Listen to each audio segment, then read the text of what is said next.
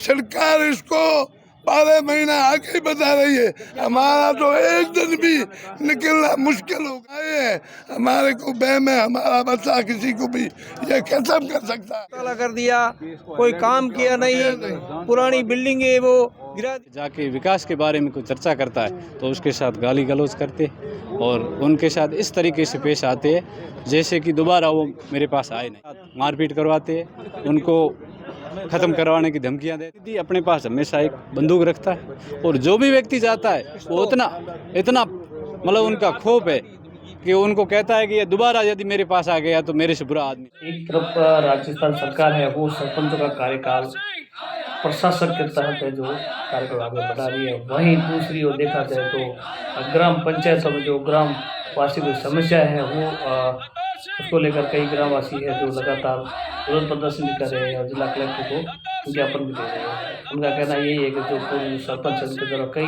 प्रकार के घोटाले किए गए हैं और मौके पर धरातल पर जो कोई कार्य नहीं हो पाया है। मामला जैसलमेर के देवड़ा गांव का है। बताया जा रहा है कि वहाँ पे सरपंच द्वारा कोई कार्य है वो नहीं किया गया है और जो कार्य है उसको लेकर तो धरातल पे कोई कार्य नहीं हुए और जो कार्य हुए वो सिर्फ कागजों में कार्य हुए। इसको लेकर ग्रामवासी है वो आज जिला कलेक्टर पहुँचे हैं और जिला कलेक्टर को ज्ञापन भी दिया गया है और उनके द्वारा कई गंभीर आरोप है वो सरपंच प्रतिनिधि पर लगाए गए हैं।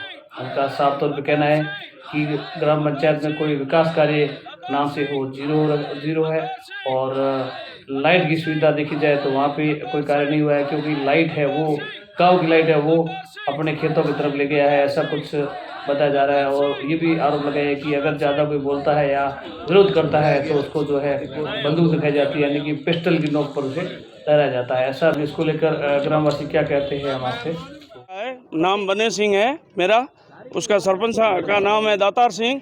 करोड़ों रुपए देवड़ा गांव में जो बजट आया था वो करोड़ों रुपए घोटाला किया खाया, एक ही काम हुआ नहीं। रोड का कोई भी काम एक भी देवड़ा गांव में हुआ नहीं और अभी कह रहे हैं कि सरपंचों का काल बढ़ा के क्या करेंगे। पहले भी परेशान है, सभावान मकान पहले जो पुराने कुछ बनाए हुए थे वो भी तोड़ दिए और बाकी लोग सब ये सब इकट्ठे होके आए हैं। पति है मतलब गांव में विकास बिल्कुल जो किया है ना, सभावान रोड वगैरह कोई काम है ही नहीं। भले आप जाके वहाँ देख लो, कोई मौके पे कुछ काम है ही नहीं। कम से कम 5-7 करोड़ का है, कागजों में सब काम हुआ है, बाकी कुछ हुआ ही। कॉलेज का लड़का होते हुए हमने देखा हमारा विकास करेगा।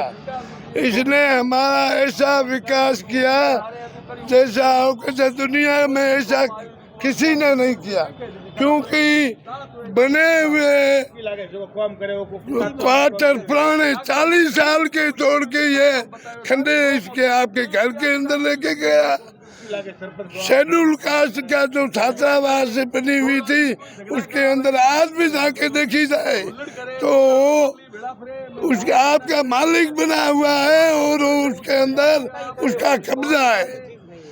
तीसरी बात, सरकारी छतरा खसरा उसमें 3 बीघा जमीन लेके उसने आपके अंदर जीरा। सरकार इसको 12 महीना आगे बता रही है। हमारा तो एक दिन भी निकलना मुश्किल हो गया है। ये आज 7-7 8-8 हम यहाँ आए हैं। हमारे को बहम है, हमारा बच्चा किसी को भी ये खत्म कर सकता है। इतनी घटना, इतनी उग्रवादी ये जोधपुर में भी कॉलेज में निकला जब भी केस लेके आया और यहाँ भी अब ये केस का ही मामला चला रहा है। जनवरी को इसका कैसा भाषण हुआ कि सुन लोगे आप, मैं मेरी ओर का पति होते हुए आपको दिखलाऊंगा कि ऐसा हिंदुस्तान में हुआ था। ये है कि सरकार कह रही है कि सरपंचों का कार्यकाल बढ़ाओ और हम तो इस सरपंचों से पहले से परेशान हैं। घोटाला कर दिया, कोई काम किया नहीं, पुरानी बिल्डिंग है वो गिरा दी है, गवर्नमेंट की कोऑपरेटिव गिरा दी। कोऑपरेटिव की बिल्डिंग थी, एक वाटर बॉक्स की बिल्डिंग है, उसके अंदर स्कूल खोली हुई है। गांव में एक भी काम नहीं किया है। संबंध में मेरे से झगड़ा किया है जिसका मेरे पास लेटर भी आ रखा है। मैंने पुलिस में एफआईआर दर्ज करवाई, पुलिस ने एफआईआर दर्ज नहीं की थी। उनमें एक खौफ का माहौल पैदा कर दिया है और धरातल पर कोई कार्य नहीं किया।